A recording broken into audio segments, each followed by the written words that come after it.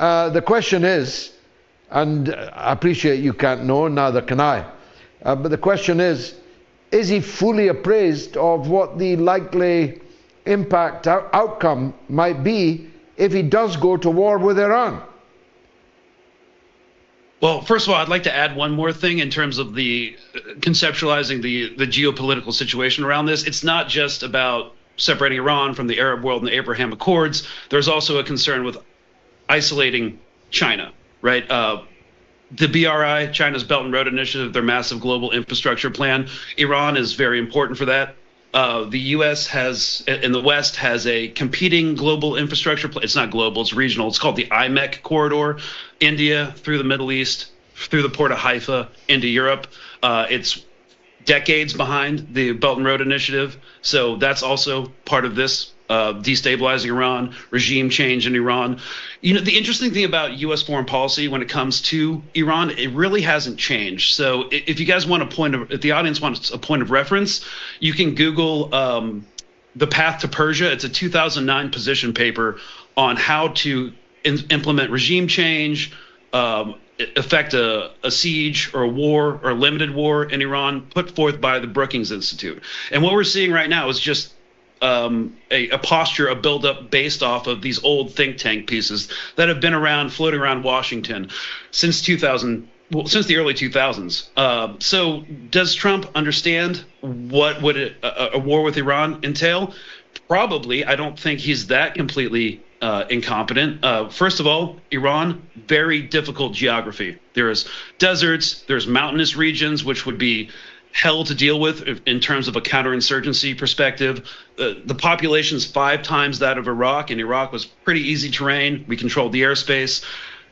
There's actually no way we could militarily control Iran, because then you'd have to set up a security force, which would basically entail like half of the U.S. armed forces just to implement a new regime, quote unquote, nation building operations.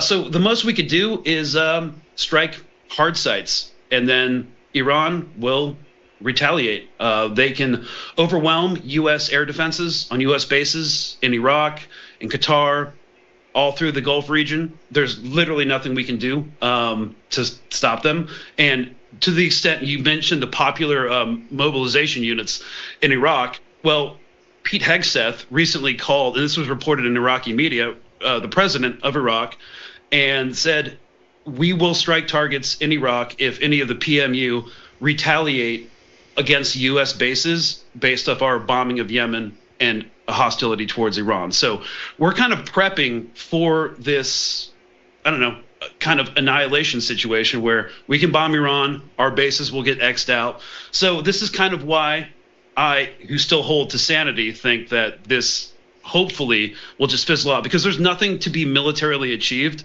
by striking Iran. We can't invade them. We can't destroy their nuclear program, which, according to our own director of national intelligence, does not exist in terms of a weapons manufacturing platform. So I don't know, what are we doing here? We're just doubling down on late stage mask off imperialism, and it's not going to end well for the U.S. The U.S. military is already stretched thin while having a massive budget. There's a massive recruiting crisis. Again, people don't want to be invested in foreign wars and go to die overseas like we did for the past 20 years.